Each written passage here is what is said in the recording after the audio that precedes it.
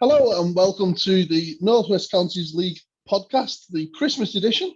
As you can see, we've all dressed up very nicely for Christmas. I'm myself, Martin Fallon. I'm the host for this. I've just been reliably informed by these two, so I'll be winging it as I'm going along.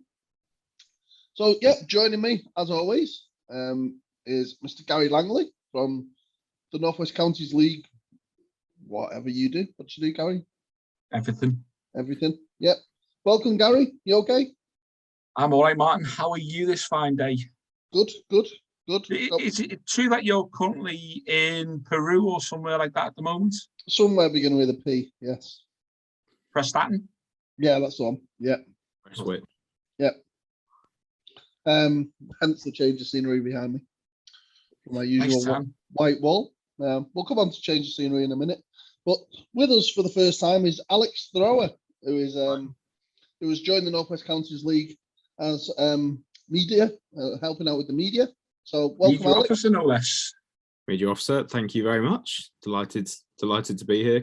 Currently coming to you from my childhood bedroom, which is peculiar, but it's Christmas, so anything goes. Yeah. Very happy. Yeah, thank you for having me on. So this will be the first time that many people around the league see you, I guess. So yeah. I'm no doubt you'll be getting in touch with everyone throughout the course of your tenure, and writing lots of good articles for the league website. Yeah, everyone watching. Some good stuff up already as well. I hasten to add.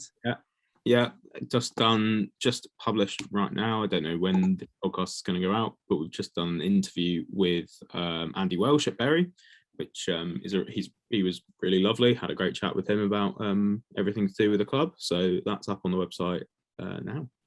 If my head drops, by the way, you just reminded me I need to tweet that out. Yeah. I'm just eating biscuits. It's like the behind the scenes in action here. Yep. Absolutely. I must admit, I went to Bury the other week for the FA Vars tie against Birtley Town. And really impressive. You know, there was over 1,000 in attendance, and it was a really good atmosphere all afternoon. You know, really good.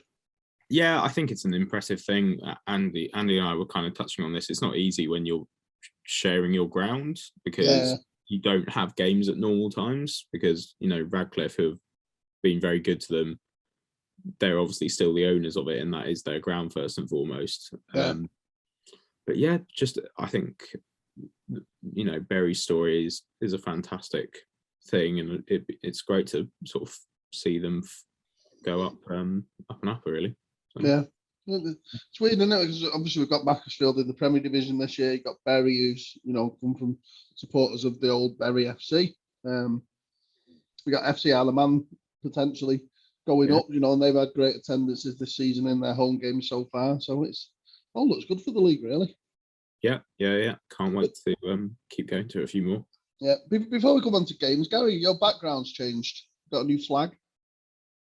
Oh, you noticed? I did. But I don't want to touch on the flag. I want to touch on that's next to it. Have you got like a games console or something? No, I don't mess about with consoles, mate. It looks I like. have. Do you know them arcade machines? Yeah. Looks like that. Oh my god! Have you got Pac-Man in your office? I've got Pac-Man and about 3,000 other games as well. Wow. There's Street Fighter, Mortal Kombat, Gauntlet, Space Invaders. Space Invaders, yeah. There's about 7 different versions of that, yeah. All the classics. So, yeah, that was my sort of lockdown impulse purchase. Yeah. But it was done by a company in St Helens. So I won't plug because I can't remember. Role Model Arcade they are, and they do them for just the cost of doing the machine plus a little bit of labour. They don't throw extravagant moquettes on them and stuff like that and charge you an arm and a leg. So, yeah, I was very pleased to get that when it arrived. They're amazing. It's got to be done. Is Jet Set Willie on there? It might be, you know. That was always my favourite. It's about 3,000 arcades. Everything's on there, which is nice. I mean, going right back to, as you say, Space Invaders, Grand Prix games, and Short Circuit and stuff like that. It's grand. Brilliant. Never a dull moment. I know. So just before we move on to football, we all ready for Christmas? all done and packed. Yeah. Not packed. Wrapped. I'm Yeah. working for most of it, so it's I won't see much of it. I thought trains don't run on Christmas Day, Boxing Day. They run on Boxing Day at the moment. Yeah. We've got trains running between Liverpool and St Helens. They never But used to, did they? mercifully, no, they haven't Years run ago. like that for many moons ago. Yeah. They did long before my time, but they're starting to make a reappearance. I think Merseyrail on Merseyside, they've got a regular service running, and my lot in Northern, we've got services running from St Helens down to Liverpool. I think the Liverpool game actually that was scheduled for Boxing Day has just been cancelled as well, so that'll take the heat off them a little bit. But I dare say they'll probably be busy. There's a demand for it, so. I know, but it'd be nice to give everyone 2 days off, like they always used to. It's got to be done. Yeah. Oh, well. Yeah, I'm off now till the new year. Just got my Christmas wrapping to do. Sorry, go. Yeah. It's all right. Right. No, I'm all sorted. That's the beauty of what do you call it? I'm Black Friday, because it's like the end of November, so I get a lot of presents then. And if you just wrap them when they come in, you're all done. Easy. Are you doing Christmas on the cheap with like Black Friday offers and stuff? Of course. Well done. Be like in Gavin and Stacey, you're like wrapping all your presents with tin foil. Oh no, I quite like wrapping, to be honest. Yeah. It's the worst. It's the worst thing about Christmas. No, it's easy. It's just the odd shaped ones like I struggle with. No, you've got to wrap a globe or something. It's like difficult. Got no hope. But anyway, people haven't tuned into hear us waffling about Christmas presents and wrapping. They want football discussion. So we're going to be talking about it's not Boxing Day games this year, is it? It's the 27/28 this year. Yep. That's because obviously Boxing Day is on a Sunday, and Paul Lola goes to church on a Sunday, so he said we're not allowed to do that. So there we go. So let me bring up the fixtures. What we're going to do is we're going to talk about a couple of fixtures each. So I'm going to not be looking at the screen. I'm going to be looking over here to my left-hand side on the monitor. So I'll run through the Premier Division fixtures first. Or should we mix it up and go for something else first? Just to do it. Christmas cocktail. Excuse me. Bless you. I don't know where that came from. Should we start with we'll start with the Premier, shall we? All right, we'll start with the Premier. Like that. So the fixtures on the 27th of December. Ashton Athletic versus Skelmersdale United, Averil versus Norwich Victoria, Barnoldswick Town versus Longridge Town, Congleton Town versus Vauxhall Motors, Macclesfield versus Winsford United, Padiham versus Charnock Richard, and Withenshaw Town versus Earlham. And on the 28th, which is still the bank holiday, we've got Runcorn Town versus Prestwich Hayes. That's an earlier kick-off at 2 o'clock. That's followed by Burscough Squires Gate and Lower Breck versus AFC Liverpool. Ooh, didn't realise that was on the 28th. I might have a little look at that. Yeah, so 3 o'clock at Anfield Sports Community Centre. I'll do. Yeah, there you go. So we'll start with the Premier Division, like I say. So, Gary, have you got a game that you're interested in? Well, there's a couple for me, Martin, to be brutally honest. For me, first up, it's the ongoing, continuing progress of Withenshaw Town. Now, they're hosting Earlham. I think that's on 27th. And for me, Withenshaw Town so far, they've probably been one of the clubs of the season because they've really pushed on. They've got some really good players in. They've stabilised. That they've gone into the Premier Division and really made a fist of it as well. And they've been good in the league and cup competitions this season as well. They're hosting Earlham. And again, I mean, Earlham are quite a long-established club around the counties and very much settled in the Premier Division now. But not really a derby as such. But it's still close enough to be quite an intense game for me. And it's one Wythenshawe Town at the moment. They're in 5th in the table, and Earlham and 12th. So Earlham probably just out of any real risk of bother, but also probably realistically out of going up. But they'll still want to make a fist of it. And Wythenshawe Town will be looking to keep the pressure on the likes of your Charnock Richards, your Skems and Macclesfields and so on. So I think that's a potentially decent game. And Burscough, they've been a surprising team for me this season as well. Yeah, they have, and they're out there in Burscough 3rd at the moment. I think Wythenshawe Town, they've only lost 2 of the last 11 games as well, so they're in form. Whereas unfortunately, Earlham are at the bottom of the form table for the division at the moment. So, really? Wow.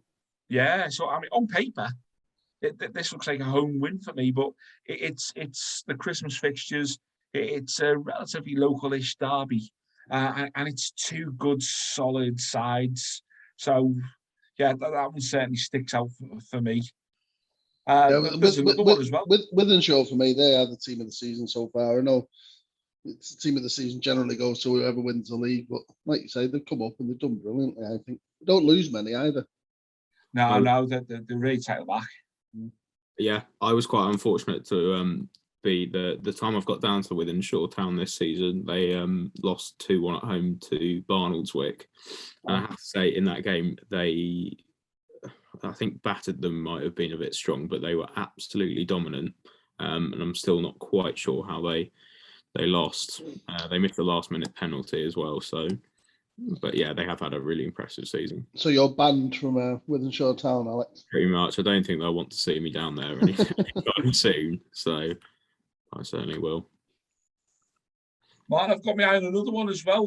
If you want to continue our theme of picking a couple of games out from each division. Yeah, go for it. Congleton Town in 7th versus 16th place Vauxhall Motors. Another, on paper, absolutely belting game. Now, obviously, Vauxhall Motors seems to be struggling a lot more this season. I think we've touched on it in the last couple of video podcasts that we've done. They could never keep up the momentum of the last couple of years. It was done really well. Yeah, for clubs with ambition, but they would want to do that. And you look at the likes of, we just touched on there about Alex speaking with Berry, that they will want to go up again. If Mac go up this season, they'll want to go up again, albeit at a higher level. If you've got momentum with you, you should be expecting to challenge. But I don't know. You've got Motors in the bottom 4 of the form table. You got Congleton, their top 4, but they've started kicking again. They're firing again, and they're keeping the pressure on towards the top there. So again, it's another decent looking fixture for me. That if I was at a loose end, I'd be potentially looking at that one. They had a bit of a blip, didn't they, Congleton? Yeah. They won about 9 games where they only won 1 or 2. But they seem to have kicked back into form now. It's cost them, though, because they could have been right up there in the top 2. But, I mean, even in the Premier Division at the moment, you've got the top 2, 53 and 51 points, respectively. And then you've got a 6-point gap then to 3rd. And for me, that's significant. So already the top 3 or 4, that they're starting to drift. I mean, I know we sort of expect it this time of year, but we keep saying as well that the league's the tightest it's been for years and so on. But, old habits are starting to kick in. You can start to see starting to split out a bit now. Yeah. I just think, looking at the league table there, it's such a pity that we don't have proper playoffs in the Premier Division. The FA needs to sort that out, definitely. Yeah, well, we've been grounding away at the FA for years, haven't we, about the need for something? And there's a token gesture thing in this year, which may or may not work. But well, yeah, we've got one, so hopefully that's a stepping stone on the path to what we want, which is proper playoffs down to 5th. But looking at that, if they have playoffs down to 5th, Wythenshawe Town 42 points, you've got all the way down to Northwich Vicks 37 points. That'd be a cracking race to get into the playoffs now. Really would. Every game would have something riding on it, and be there. Anyway, Alex, what catches your eye then? Well, 2 games have caught my eye this week, Martin. The first one I'll go for is Burscough versus Squires Gate, which is 3rd versus 17th in the Premier.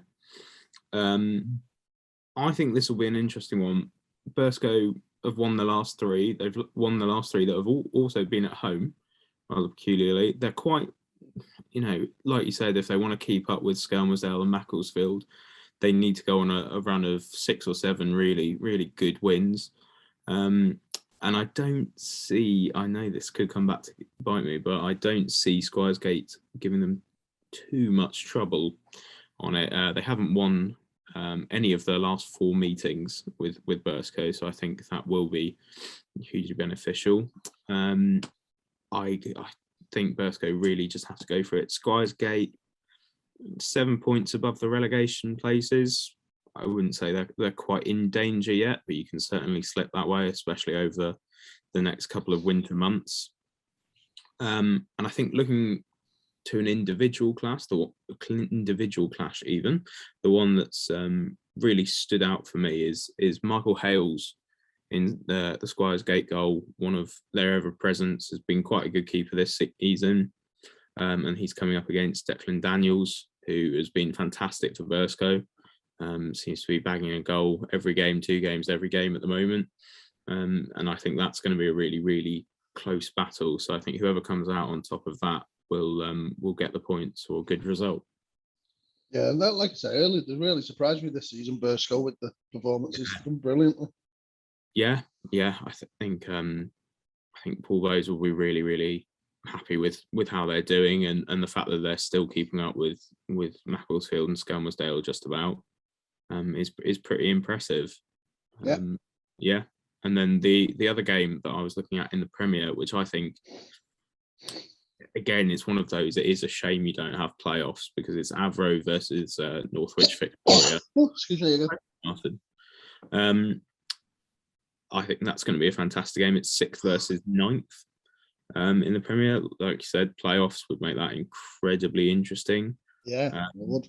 And the one thing that really stood out to me above everything was Northwich were beaten, I believe, by Lower Brett. I could get this wrong. No, it's the other way around. Yeah. They Lower Brett at 7. Yeah, that was it. They beat Lower Brett 7-0 at the weekend. Sefton picking up a first half hat trick, and I think that was not a freak result. I think they've been building towards that, but to be 5-0 up at half time against a side who's a place higher than you in the table is pretty extraordinary. I found that amazing. I don't know, but off the top of my head, Gary, I think that's probably Lower Brett's heaviest ever loss. That I think you're right as well. I must admit, I had to do a double take of it, because Lower Breck, the grafters, there's a good bit of play in there as well. They know how to play football. That they can certainly handle themselves on the park. But Northwich Vicks tore them a new one on the day. It was a really massive result and a statement of intent. But I think this season it's been interesting to see the likes of Lower Breck, and I think Northwich Vicks have been guilty of it as well. They can have good results, and then suddenly there's a result that you think, whoa, steady on. Yeah, that's a bit unusual.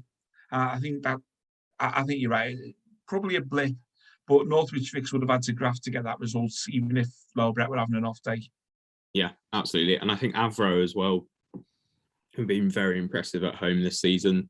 I think a win for them, again, is the only thing that's going to keep them in the hunt for those top 2 places. I certainly don't think they're out of that race yet. They've got some really, really talented players. I remember going down early this season. I've seen them a couple of times this season, and Louis Potts has been, I think, a real talent. Yeah, it is, So if they can get a win, Avro, and keep going and score a few more goals is really what they need to be doing. Then I can see them making a sort of late dash for those top 2 positions. Just speaking of goals, I'm just looking at China Richards scored 70 goals already in 24 games. That's incredible. I know. It's frightening considering they lost their iconic scorer as well, didn't they? Earlier in the season. So that they've gone like for like and replaced. Amazing. Not conceded many either. 21 conceded. That's pretty impressive. So, daft, isn't it? Yeah. What about you, Martin? What have you been looking at in the Premier? So 2 games for me. Basically, at the top of the division, you've got Macclesfield versus Winsford. A proper traditional Cheshire derby. I think there's a lot of Macclesfield people live in Winsford for some strange reason. So, there's a lot of interest in this game, and Macclesfield actually tweeted at lunchtime that they've sold 4,059 tickets for the game. So is that a league record, Martin? It's basically it's going to be set a new Northwest Counties League Premier Division record. So I think the existing record was 4,058, which is why they obviously tweeted that. That came on the 3rd of October 2006 when Salford hosted FC United. To me, to get over 4,000 is phenomenal. You've got to take your hat off. Yeah. One to Macclesfield as a club, getting all the marketing right and getting interest in the town going in not just this game but all games this season. And two, you've got to take your hat off to the Macclesfield faithful for turning up in numbers this season. They've not done that for years and years and years. Even Macclesfield Town, when they're in the Football League, weren't getting them sort of numbers. So it's bonkers, really. I think they got the product right as well, haven't they? They've reshaped and completely redesigned the football club. It's obviously I can refer to the documentary, mine, but they gutted things like they gutted the club, and they put a gym in there and a bar. So they're not soft when it comes to being able to be sustainable as well. So they've obviously looked at the overall product of the club, to make it sustainable going forward as well. I know, obviously, Bobby Savage has to stick his hand in his pocket, but he's not the only one to have done so. And he'll be looking at that as an investment. So he'll be wanting that money back.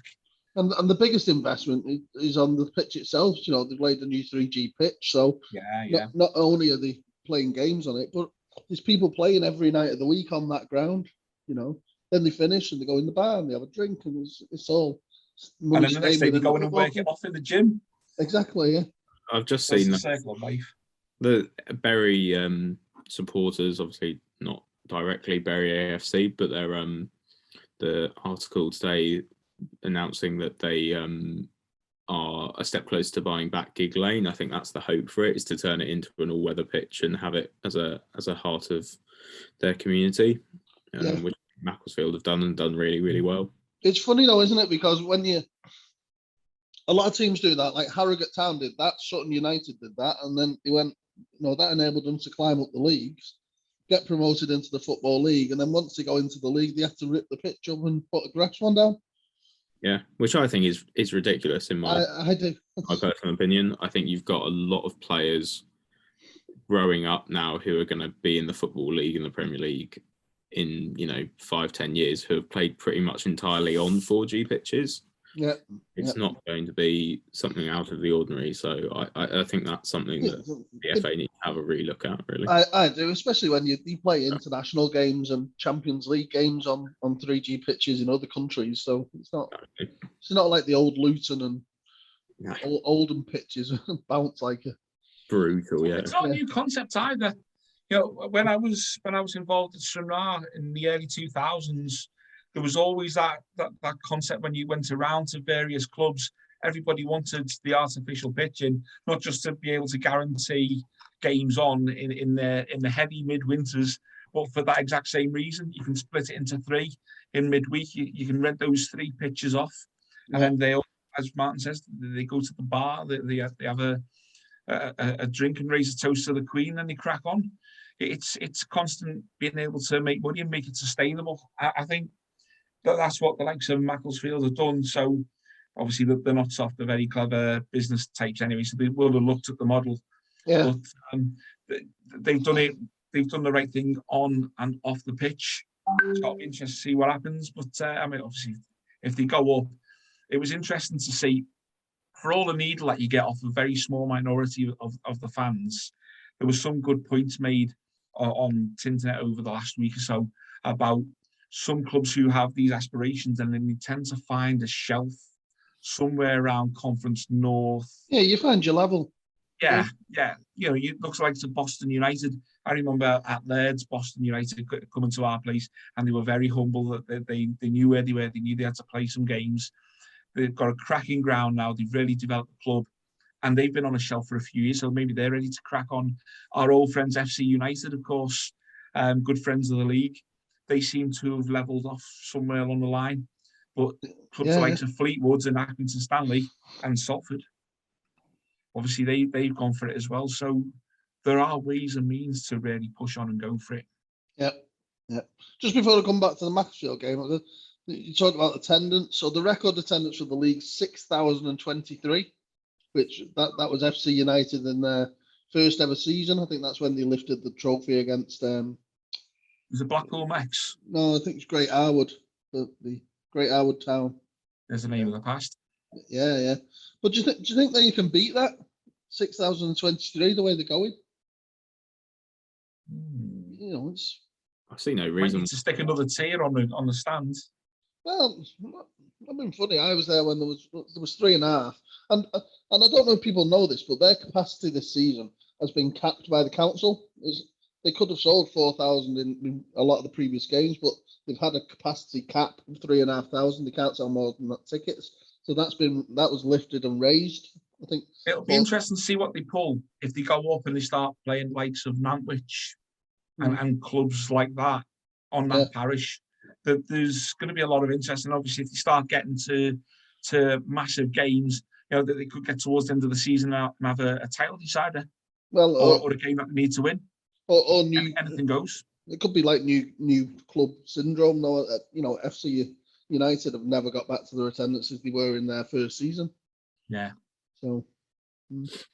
No. So who have they got this week? Week? Yeah, they've got Winsford United, so a good traditional Cheshire derby. Do you think that the Macclesfield stewards will heckle any of the Winsford United officials? I refer to the documentary.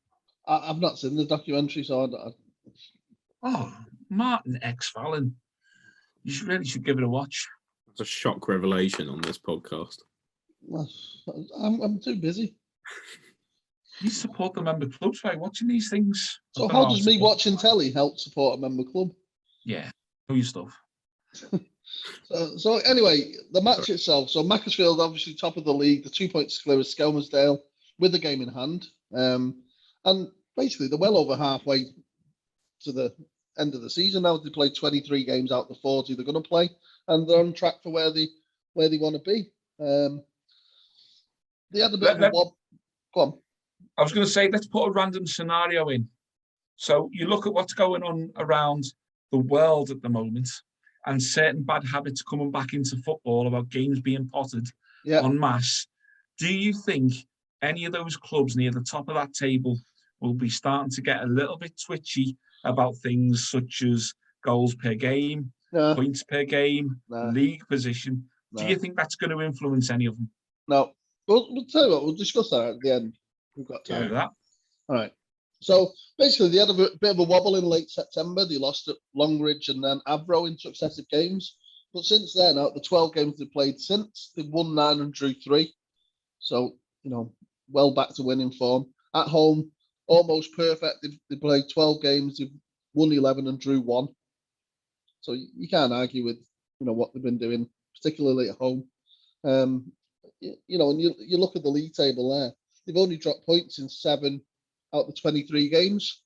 But one of those was at Winsford earlier in the season, so that'll give Winsford a lot of hope that they drew 4-4 in that game.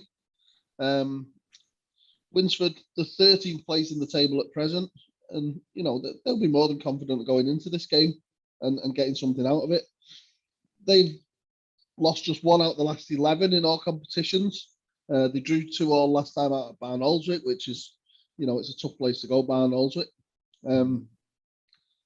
During that run, they have lost Joe Duckworth, who has moved to FC United of Manchester, who we talked about before, during that run of 11 games. But I've noticed Sam Madeley has been getting amongst the goals again lately. He was their leading scorer last year, and I think he's only scored 3 this season, but 2 of those have come in the last 2 games. So if he's back fit and finding the goals, then, you know, it's a more than adequate replacement, really.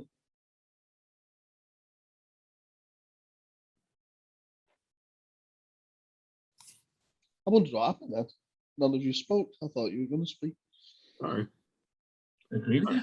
I thought you summarised that pretty well. So nailed it.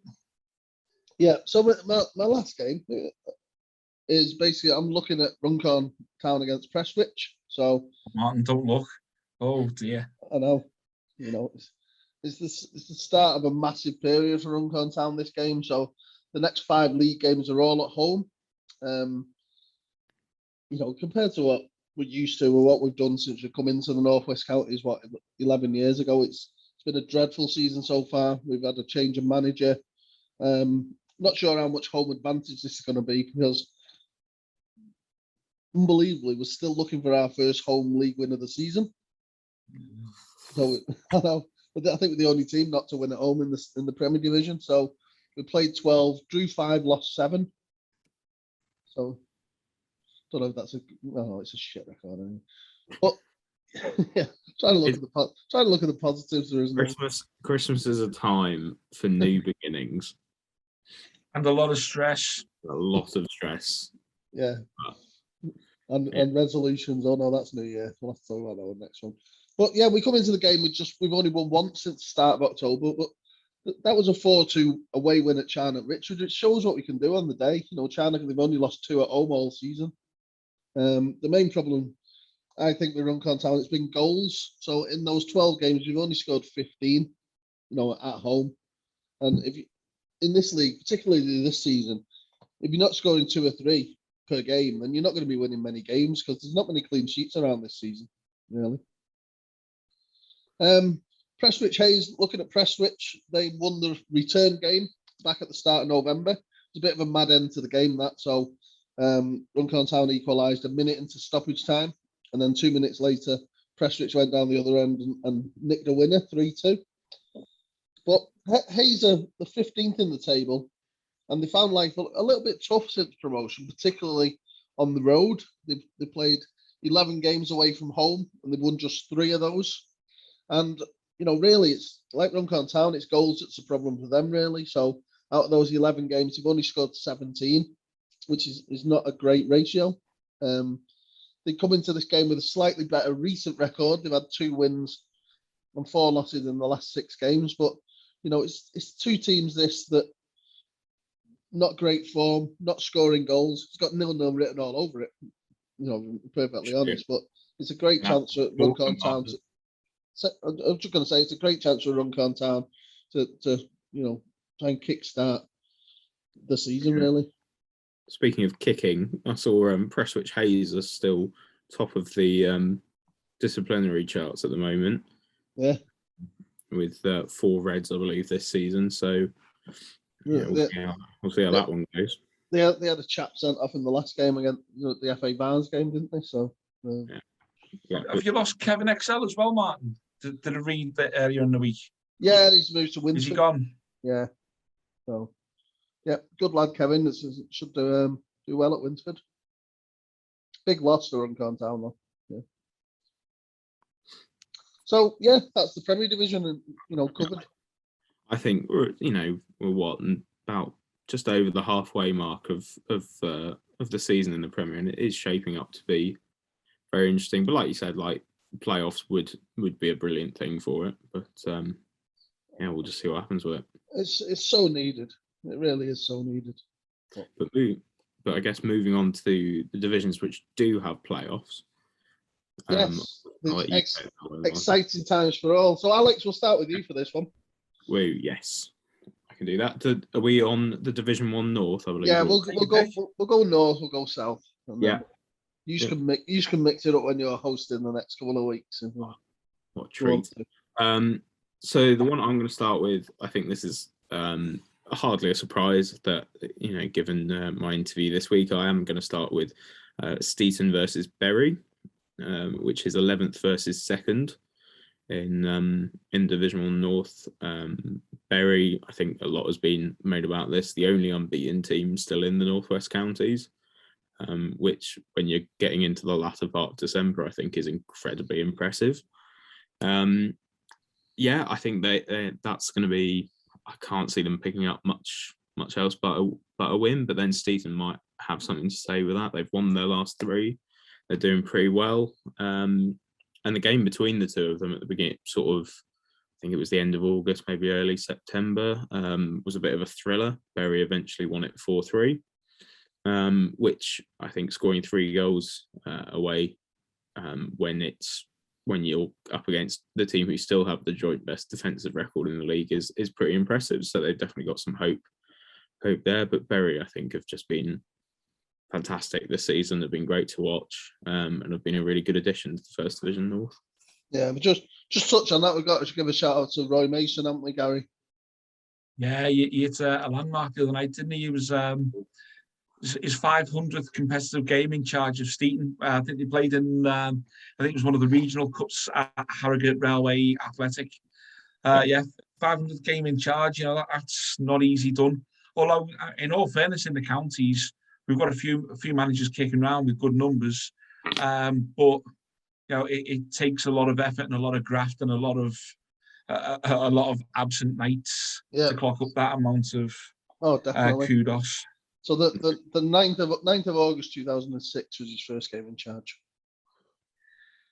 Fair play. He's done well. Nice fella as well. He calls it as it is. Who's the two more than that, Gary? There's two managers more. I'm going to go with Brent. Yeah. And I know Martin Ryman at my club is probably into the 700s. Yeah, he's the other one. Wow. So, yeah. Yeah. Brent's is ridiculous. He's had over 1,000 games, hasn't he? How long's he been there for? This is me having a bit of a learning curve. He was appointed on the 1st of September 1997. That was before I was born. Jesus. Which is great. We'll have to watch Brent's podcast now to see if he's got a comeback for that. Wow. I think incredible. It is incredible. It is. You've got to take your hat. Yeah, he does own the club though, so he's not in danger of sacking himself just at the minute. So they've won the last. I think they've won the last 3 as well on the spin, Steeton. Yeah, they're doing pretty well. I think I wouldn't say that they're completely out of the race for the playoffs, but they're definitely on the outside of it.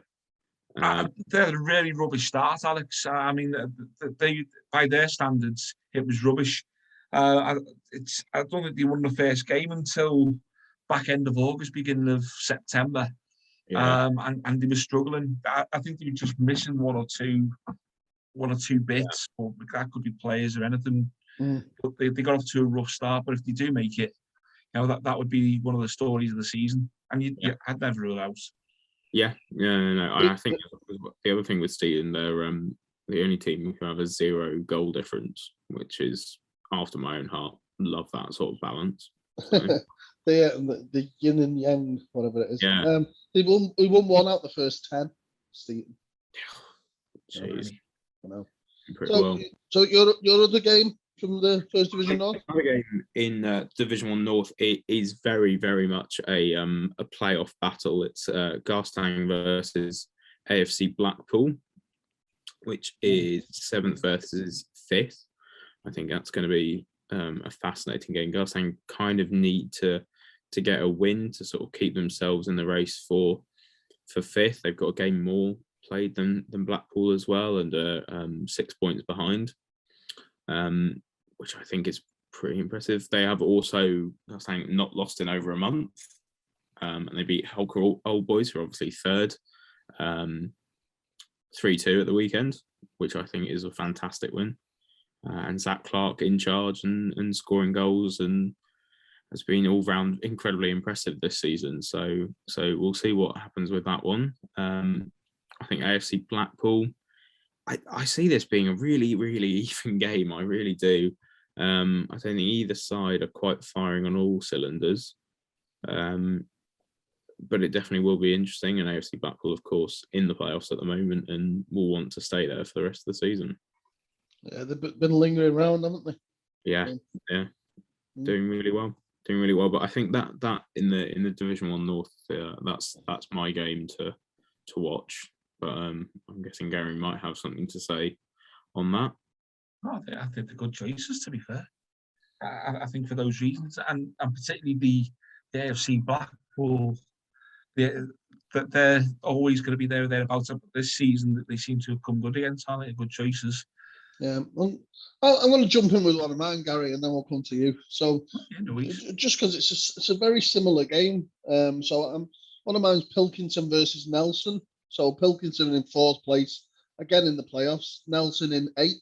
So exactly the same number of points as Garstang, and they'll be looking to push on. But for me, it's an interesting game because Pilks, they've been up and around there all season. They've been top of the league even this season, but in recent weeks, we've been only really talking about Golker and Holker and Berry, who keep sort of swapping places between them at the top. And like I say, they're still there. They're in 4th place in the table. They're 5 points behind Holker. They're 10 points now behind the leaders. So whether they could put a run to challenge for the league is a bit doubtful, I'd say. But, they're firmly in the playoff mix. And to me, they need to start cementing that playoff position, really.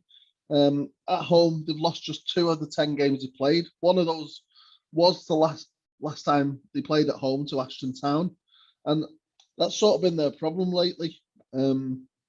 Overall throughout the whole season, they've scored 65 goals in 26 games. So you're looking at 2.5 goals a game, really. And at home, it's roughly the same sort of ratio. But in November, the 4 games they played in November, they've only scored 4 goals in the 4 games. So even the worst at maths of us know that that's 1 goal a game average. So they need to start sort of finding the net again, really. They've gone off the boil a little bit at that end. Nelson, they're 8th, like I say, they're 6 points off the playoff positions. And they'll no doubt have their eye on it. The last 6 games, they've had 4 wins and 2 losses. And the 2 losses, one was 3-2 at Bay Cup, which is never an easy place to go. And the other was 2-1 away at Bury, which obviously they're unbeaten, like Alex said. Yeah. Unlike Pilkington, they have been finding the net regularly. Recently, they've scored 15 in the last 6 games. So, 2.5 goal a game average over the last 6 games. And they'll be going into this confident of a win. I noticed on Twitter they even beat Barnoldswick in a friendly this last midweek. So, you've got to say, going on form, Nelson can spring what on paper looks like a surprise, but I don't think it would be. I've seen both of those clubs quite a bit this season, Martin, and I know where you're coming from with Pilks. I think they looked the real deal. As I said, just gone off the boil a little bit. And Nelson, the last couple of games. What's that? Just the last couple of games he's into. Yeah. I mean, I saw them in a league game against South Liverpool the other week, and they were really cold coming out, and South got a goal in the first couple of minutes. All right, it didn't help with the force 9 gale blowing from right to left, but they still seemed a little bit out of sorts. But they clicked in later on in the game, and they made a real fist of it. But and Nelson, Nelson will always create chances. That they've impressed me this season. That they play the ball about, they get the ball in the box, and then they leave it up to the strikers, go and have a crack or whatever. It's up to you what you do, but they create the chances. And if you're going to create chances at this level, then there's a realistic chance you can stick it away. Yeah, well, like I say, recently they're doing really well. I'm just going to look at the form table. 5th, Nelson. So yeah, they're up there. So go on, Gary. What's your game? I'll do my other one at the end. A couple for me, but I mean, if you look at clubs, we're quite close to each other. I don't really want to call this a flat cap derby because I think Coles will be quite protective of this title. But Daisy Hill, 14th, welcome Atherton LR to New Says. Local derby. It is a very local derby, yeah. But I say I probably won't call it the flat cap just to avoid any pelters. But it's an interesting one for me because there's been a lot of change at Atherton LR over the last couple of weeks. I was maybe a little bit surprised as well by Warren Jones leaving the club. And by the sounds, I think Warren was a little bit surprised as well. But they brought in Nick Matthews as manager now, quite closely linked with Bearsko, of course. And he's brought in quite a few new players as well to the squad. What was interesting, though, is that I think it was his first game. He lost to St Helens last week, but obviously, given St Helens' recent form, that's not as big a surprise as maybe it would have been a month or so ago. I I think they've only won 1 in the last 10 in all competitions as well. But Daisy Hill, I think earlier on in the season, I just expected a lot more from Daisy Hill. They made some really good signings, and they looked to be really up for it, but they've just not pushed on as much this season as I thought they were going to. So for me, that's what makes this game quite interesting. You've got 2 clearly ambitious clubs, maybe not in the position that they would have hoped. No one's got a divine right to be in the top 6 or 8, don't get me wrong. But you've got 2 clubs here who have thrown a lot of effort at it and maybe not getting the rewards for that. So for me, that's an interesting game. That again, it's it'd be a good one, that one. If the weather is set there, then should be a few bodies there. Yeah, just having a look, 3.2 miles between the 2 clubs. Nothing, is it? Nothing at all. Always good games as well. No, the local derbies, there's something about them for the clubs in that neck of the woods. But it's almost like Christmas every time they play, even if it's end of summer or whatever. There's always something spicy about the game, so it's always a good occasion. Yeah. Other one, Gary? Well, I suppose it'd be remiss not to mention Goka. I mean, we sort of touched very faintly on them before. They're away at Chatterton over the Christmas week. Now, obviously, Goka are top of the league table, the top of the form table. But Chatterton, never an easy place to go to in my experience. I've been there many times over the years and come away shaking my head. But for me, Chatterton still have lost the way a little bit, because Man, you and I spoke probably a month or so ago on one of the first ones of these video podcasts, and we were sort of saying, about Chatterton, that they had a good start, but they sort of drifted off a little bit. And for me, that they've not managed to capture that back at all yet. They've not really arrested it, but they've not gone in free fall either. So for me, it will be interesting to see what Goka can do. It's yet another test of their championship credentials if they can do it on a cold early week in Chatterton. Yeah. Just remember that I haven't read out the list of fixtures, so I'll do my game and then I'll read out the fixtures for the First Division North. So my final game is Cletumor Celtic against Borough. So Cletumor, they come into this game in 15th place. They're just 2 places and 2 points above that line that indicates relegation, although that's probably not going to happen. They're hosting a Bay Cup side who are in 6th place, 1 place and 4 points below the line that indicates the playoffs. They're definitely going to happen. So, it's safe to say when you look into it that Cletumor, they're something of a force at home, 14 games this season have resulted in 9 wins. It's, you look at the league table, you wouldn't think that. It's a great ratio and definitely belies their sort of league position. They lost in the last game. It was a late winner to, Goka, who you just spoke about, who's going for promotion. But prior to that game, they'd won the previous 7 games at home. And to me, the reason for that, it's goals again. Do you know how many goals they've scored this season off the top of your head, without looking? No. I'm looking at the league currently. Yep. So. 70 goals in all competitions, Gary. What, Cletumor? Yeah. Do you reckon that's anything to do with the fact that clubs travelling up that way may have had a few skulls on the bus on the way up? Maybe, yeah. So, that's an impressive, it's 2.6 average per game, and 49 of those goals have come at home. So, you're looking at 3.5 goals a game, and if you're scoring like that, you're not going to drop any points, right? It's a big exposed pitch as well, so it does lend itself for goals. Yeah. Form-wise, they've won 3 out of the last 6, and of the losses, we mentioned Golka, the other loss has been to Bury, so again in form. So I really do expect a tough time here for Bay Cup, but they're in a bit of form themselves. They've lost just 2 of the previous 9 games in all competitions, and just 1 out of the last 6. Like Cletumor, they've also been amongst the goals themselves. They've scored 16 in the last 6 games, so what's that? That's just over 2.5 a game, sort of average. And they've scored in every single game they played this season. So, what else was I going to say? Yeah, Bay Cup. They're not as impressive on the road. They've had just 3 away wins all season from the 10 games they've played. But it could go either way. This one it really can. It's too I think the difficult Bay to Cup call. players are enjoying that coach too much Yeah, with the leatherette seats. That could be the difference. It could be the difference. But Interesting fixture though. That could be a high-scoring draw. I think.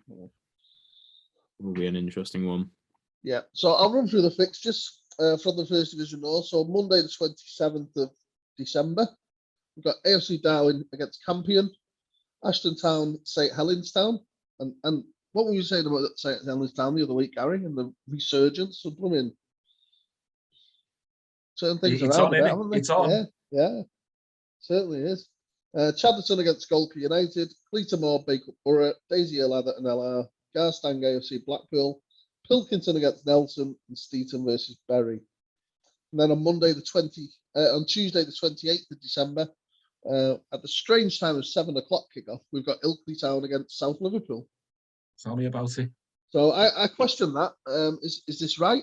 And I was told yes. It's because it's a bank holiday, it's to give people the whole day to themselves, and then potentially a match at the end. So it's a different way of looking at it, and be interested to see if it comes off.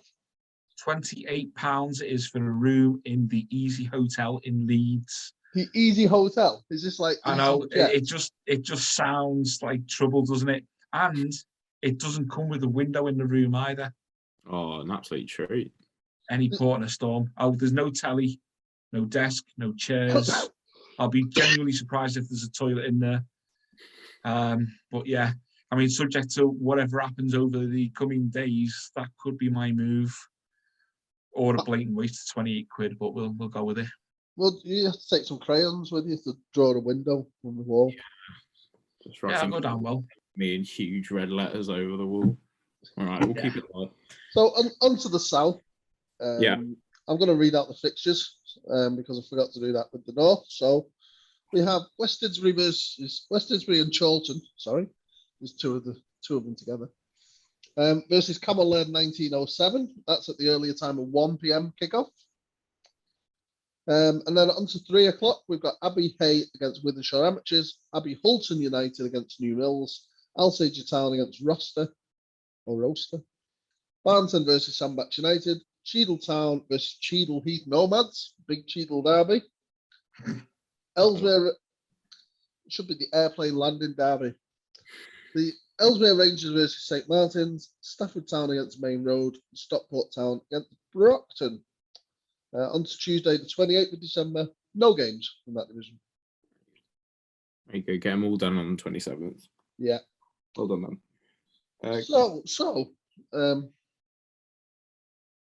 I'll go first since you've gone first in the other one. Here's Martin. So I'm going to go with Ellesmere Rangers against St Martins. So Ellesmere, they sit 9th in the table.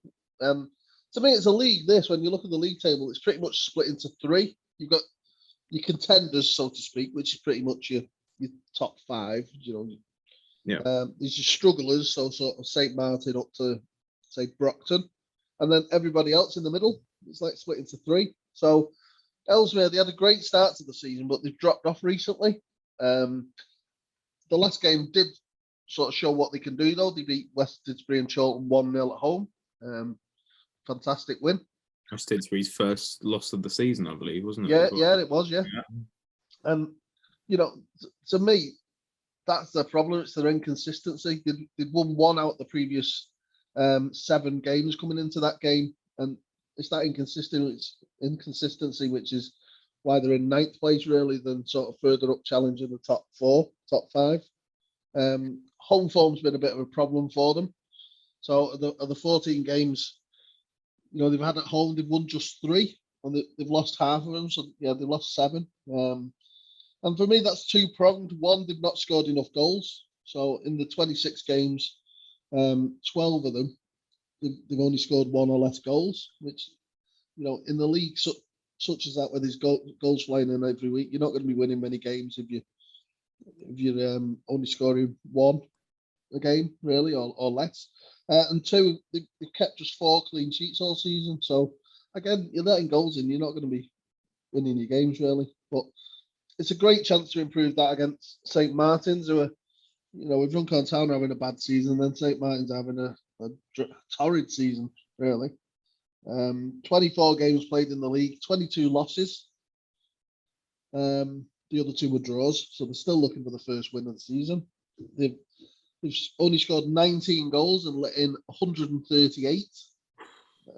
That's just in the league. I think it's 159 when you take into account cup competitions. They changed managers twice, I believe, and it's always difficult when you come into a team as a manager that's struggling, like St. Martin's are, to try and turn things around straight away. But they need to do something from somewhere, because relegation is a nailed on sort of certainty at the minute. With 2 points, they're not even going to get a reprieve, based on points per game, if that's what it comes down to, because other Step 6 leagues, the bottom team are better than 2 points, really. But it's hard to pick anything positive out. I always try and pick something positive out, but yeah, I can't. Yeah, it's difficult, I think, with St. Martin's, isn't it, this season to find too many positives. All we can say is we hope they turn it around, because you don't want to see teams getting beaten. You don't, but 7-1 each week. I think sometimes, I've always been a big advocate of teams sometimes need to go down in order to regroup and start winning games and then come back up sort of revitalised. Sometimes better to do that over 2 or 3 years and languishing around 18th, 19th and not getting anywhere. So, if they do end up going down, then, it could be in the best interest, because they'll be more competitive then. I don't know. Yeah, and what's your other game, Martin? So my other game, I've gone for Barnton against Sandbach United. So Sandbach, for me and Gary, they're a bemusing team. I think they've one that we've said for years should be sort of there challenging in First Division South, but it never seems to come off for them. They won 2 First Division Cups, but in the league, they just don't. And they can beat anyone on the day, as the results have shown. The last game, they beat Isle of Man 5-3, which is a great result. But the problem this season really is their results against the top 5. Like I say, they beat the Isle of Man, they beat Wythenshawe Amateurs 2-1, but every other game they played against the top 5 teams, they've lost. So that's the reason they're in 7th place and not in that top 5 themselves. And they're not far off it. They come into the game in good form. They've lost just 2 out of the last 6 games. One of those was in the FA Bars against Loughborough. At home, they are good. They've had just 2 losses from 13. They've won 6 on the road, which is, a decent return. But if they want to climb up into them playoffs, they really do need to start picking up wins, particularly against the top 5 when they come up against, those teams who are just above them. But they do have a great chance against Barnton, I think. Barnton have won just 3 times since the start of October. They are 3 games unbeaten. That's 2 draws and a win. But those 3 games are away from home, and it's at home where Barnton have, in particular, struggled this season. They've had 12 games at home, and they've lost 8, which is, it's too many of that, really. Painful. They've only lost 5 on the road, so that's, usually stronger at home. But, not just Barnton, many clubs have got better away records this season than home. But, they do score goals at home, though. They've got just over 2 a game on average. But on the flip side, they concede over 2.5 goals a game at home per average, and you're not going to win many games if you're letting in more than you're scoring, obviously. Yeah. So yeah, those are my 2. Gary, do you want to go next? Yeah, you go. I don't mind. Yeah. You do one. You do one. Alex, do one. All right. We'll go back. Right. Okay. Well, I'll go with my first pick, which is Stafford Town. They're at home to Main Road. Now, I picked Stafford Town because we've sort of mentioned a few times about the fact that some of the newer clubs to the North West Counties, be they transferred over or promoted in, have struggled this season. And for me, Stafford Town, they're one of the exceptions. That they're in 8th in the table at the moment, and they host 12th place Main Road. But Stafford, they've been strong since they've come in. They've gone about the business. They've won the games where they've needed to win the games. They've only lost 2 of the last 7 as well. So they're consistent. That they're doing what they need to do. And for me, it's an interesting game, this one, for a few reasons. Obviously, Stafford are doing well. Main Road, I don't think they've played since the 4th of December as well. So they might be a bit ring rusty. I think their last game was a game against Abbey Hay, and they lost it 4-0. So they haven't played for a wee while. Main Road won 2 of the last 6, which is good.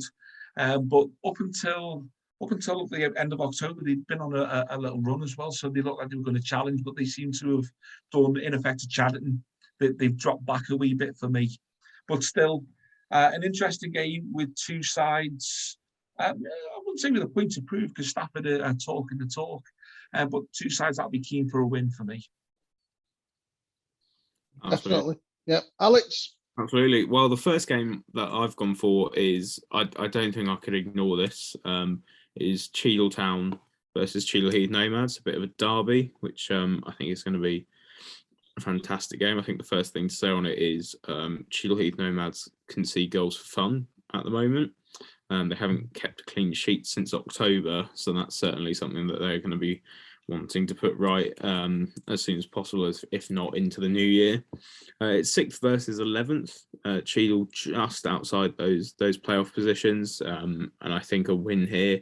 They need to be scoring a few more goals to be getting into the mix with the Isle of Man and Wythenshawe Amateurs, New Mills, Abbey Hay, all up there at the moment.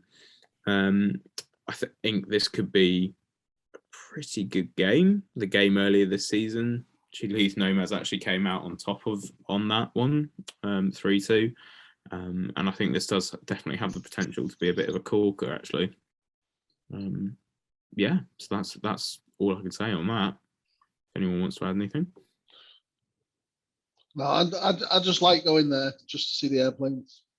Yeah, of course. Great. Yeah, Cheadle Town, brilliant, lovely little ground. Actually, I've always liked it there. Actually saw Robbie Savage there once. Fun facts.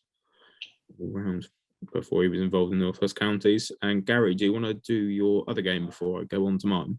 Yeah, sure. Nice celebrity name drop there. My next game is Matt Jansen, Stockport Town. They host Brockton. Now, interesting one for me, this, because Stockport Town earlier in the season, they were struggling. Now, I don't know whether that's because of the players or adapting to the level, or if Matt Jansen himself was maybe struggling to get to grips with the more feisty nature of the counties. I think he's not managed this low down a pyramid. But for me, that they seem to have adapted now. I think as a club, they've been climbing steadily up the league as well.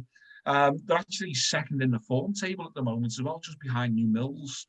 So they've come really good of late. They've won 6 of the last 8 games of Stockport as well. So they're doing the business. Again, we were talking there about shipping goals. Stockport they've only kept 4 clean sheets in all competitions all season, so they do need to tighten things up at the back. Positives for Brockton going into this one, that they haven't really travelled too well, Brockton, but they're doing just enough. I think there's a couple of places above that dotted line. I don't think they're in any real trouble in comparison to the likes of St. Martin's, but I'm sure they would have wanted to do better for themselves. But they're unbeaten in the last couple of games, so there's a positive for them. But when you look at this on paper, that's going to be a decent game, and you would expect potentially Stockport to win that. And if they do, that will keep them right in the mix. So they could be a dark horse, even at this stage in the season. I think there's still room for dark horses myself. That there's still a wild card element. There always is. You know, Man, I'm sure will vouch. In every division, there'll be a team that will come good, and we'll say right at the end of the season, they just left it too late. Yeah, just left it too late. This might be that. Yeah, maybe. Absolutely. And then this is our final game that we're going to talk about, isn't it? My last pick. And I have to say, well, in my humble opinion, this is me being slightly biased, being Manchester based. I think this is the pick of the games over the Christmas appearance. Abbey Hay versus Wythenshawe Amateurs, second versus fourth. I think anyone who's around Manchester, if you're looking for a game to go to on the 27th, absolutely get yourself down there. I definitely would be if I wasn't about 200 miles away right now. I think Abbey Hay have been in good form. They've won 3 of their last 4. And the other result was a very credible draw away at New Mills. And they really need a win to keep the pressure on West Didsbury and Chorlton, who have been superb, obviously, so far this season. Wythenshawe Amateurs unbeaten in 5. Something's got to give in this game. And I think Wythenshawe Amateurs will be out for a little bit of revenge, having lost 4-0 at home to Abbey Hay earlier this season in October. So wow.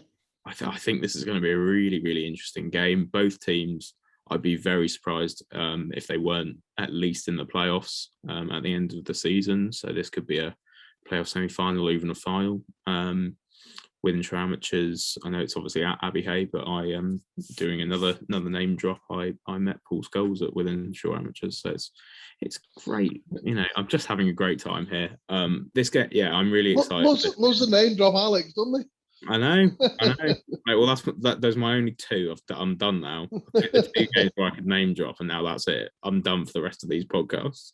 But yeah, this game really excites me. I think it's going to be a great one to follow, and I kind of wish I could be there for it. So, with you being home, Alex, what have you got any games you're going to over the Christmas period?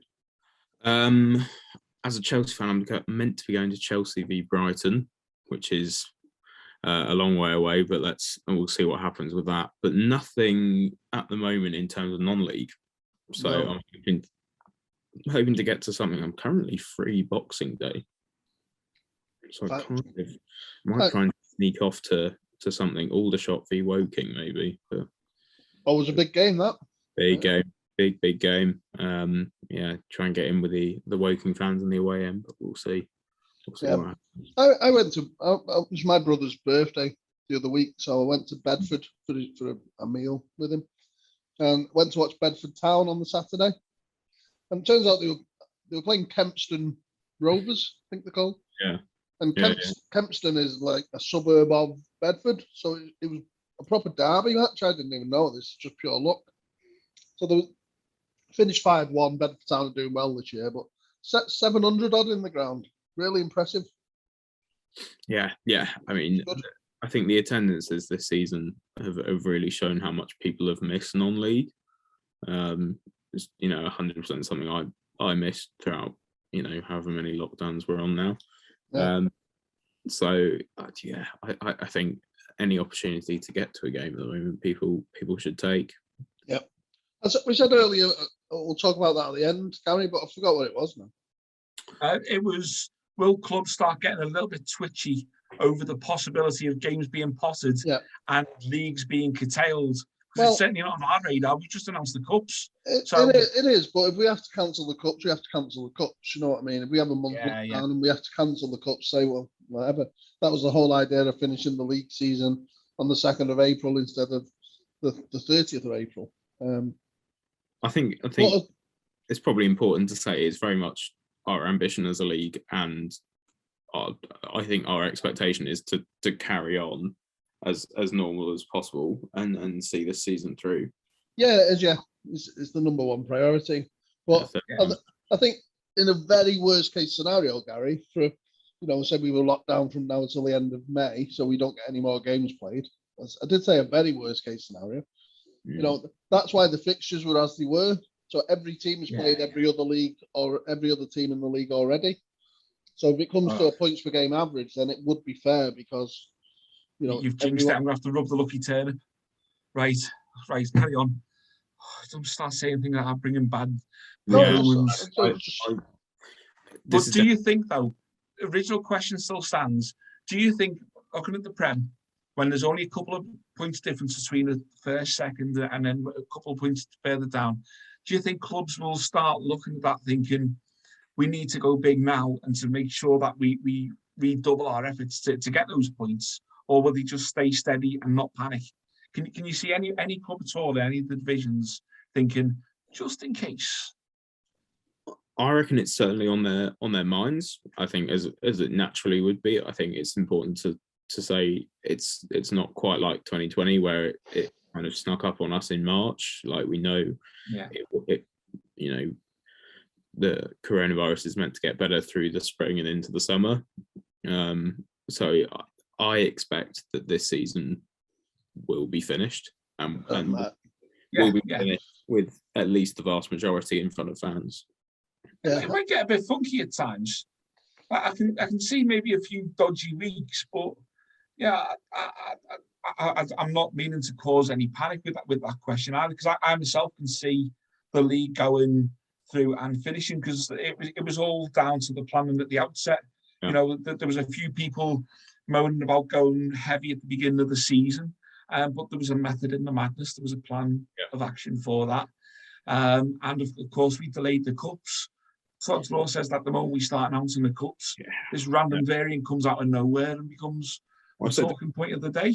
I remember saying to you, Gary, in my interview with you and Martin about how much I admired the fact that the Northwest County sort of started earlier than everyone else, and that's probably where we're seeing the benefits of that. I think we'll be beat, but I also think that one or two managers may or may not start looking and thinking, is it worth bringing in an extra few quid a week for another player, or is it worth going gung-ho to try and improve our goal difference just in case? I just think it's in the mindset with everyone at the moment, of anyone in football, they've been burnt before over the last couple of years. I think people will really want to try and just get over the finish line at all costs. Yeah. And I think we will. I think we'll do it. We'll do it the right way, but interesting few weeks ahead. Indeed. I think it'll be a really good few weeks. So it's a good season. It's a good season overall. It's a weird season, but it's a good season. I think for me, it's interesting to see that despite 2 or 3 seasons of absolute carnage, the clubs that you'd expect to be challenging at the start of the season, they're all up there or thereabouts. They're all at the top half of the tables. They're all challenging. You've got your big names, quote unquote, that are doing the business towards the top of each table. You've got your clubs who you sort of expect to be a little bit wary at the start of the season. They seem to be perhaps where you'd expect them. It's not affected the overall pecking order as such. It's still there. There's still challenges for every club. Every club's got something to play for. Even St. Martin's, they need to get themselves into double figures El Pronto. But nobody's a sitting duck at the moment. Everyone's got something to do. Mm-hmm. Yeah, indeed. Oh well. Right. That's a wrap. Yeah. I think so. Yeah. Alex, it's been good to have you on this week. It's good to get you in front of the cameras. Yes. I've tweeted out your article as well. Very good. Yeah, it is. Thank you very much, Gary. Yeah, I will hopefully be just learning over the next couple of weeks and taking as much on board and loving it. Really. You've done some really good articles. It's been good to get your name out there, and I'm sure Martin will agree. It's been good to get you productive straight into it, and you've not shied away from asking any questions. So it's good to have a new face on board, and as we start getting towards the summer as well, we might even have an AGM. You never know. You can come and meet the suits. Is the plan to have an in-person AGM, Harry? It's still on the table. Yeah, it's. I was out working the other week at the hotel that we normally have it, and everything's there. The room, the tables, the smell. Everything's there. It's all familiar. It's all ready to roll. I just think the breakfast. A1, absolute A1. I know. It's nice, isn't it? I think it'd just be nice if we could get the AGM together in some way, shape, or form. I think, talking league shop here, we always plan for a big, massive attendance for the AGM, and there's always cry-offs, dropouts, and 1 or 2 political no-shows. It would be a shame if we had to cancel the AGM because we're expecting 1,400 people to turn up, when in reality, a few hundred will turn up. I think we should give everyone the opportunity to get in, and let's get together. But obviously, there's a bit of science involved in that as well. Yeah, we'll just have to take it as it comes, shouldn't we? Yeah, absolutely. Long way to go. Be fine. Martin, I've got to ask as well, are you really impressed that? Because that does not look like a caravan. No, it's chalet these days. You have chalets. Oh, I love that Martin is now just coming to us from an undisclosed location. Like, we're not quite sure exactly where he is. Well, we are, because we know. But I think he's somewhere near the equator. yeah. I'll give you a clue. No, I'm on Earth. Wow. Yeah, we'd know if he's near the equator, Gary, because there'd be a big red dotted line behind him. So, that's a good point. Yeah. Or he'd have a tan. He's not got either. Do you know what I did do the other day though? I bought a multi-pack of Coca-Cola. Oh yeah. And look, I got free socks. Get out of town. Oh, brilliant. But do they still sell regular sugared Coca-Cola wherever you are, Martin, or is it all now? Yes, of For course. the youth of today, everything's Coke Zero or bust. Except it's confusing now because even Coke Zero is it's called no sugar Coke, isn't it? But it's still red like normal full fat Coke is. Get confused. Yeah. I won't be converted. I need my full sugared pop. But anyway, I digress. Yeah. Oh, here we go. Blimey, it is crazy. This is going to get messy very quickly. So at this point, we should end this. I just did that for the camera. Do you want to rub the lucky turnip for this weekend's fixtures now? They look dodgy then. Yeah. Lucky turnips. That's a story to it, but I won't even go there. Yeah, please don't hold up turnips like that there, Gary, because that just... Oh, no, I wouldn't do that because I know what you're like. You'd screenshot it and that would be the image for this podcast. I just didn't look right. It would be funny, though. Right, so... Anyway, right, let's end it here because people have been watching this for a long time because obviously they enjoy it and they've got other things to do. So, yeah. I was trying to wrap it up. So I was just going to say, Gary, thank you very much for joining me this evening. Always a pleasure and never a chore. Alex, thanks for your an honor and a privilege debut on the podcast. Yeah, everyone a very happy Christmas. Yeah, and that was my next thing. So yeah, have a lovely Christmas to everybody. And we'll see you hopefully between Christmas and the New Year if we decide to do another one of these. Yeah. Sounds good. Cheers, Martin. Best of party hats aplenty. Yeah, and stay safe, everybody. Yeah. Absolutely. Take care, folks. Bye. Yeah.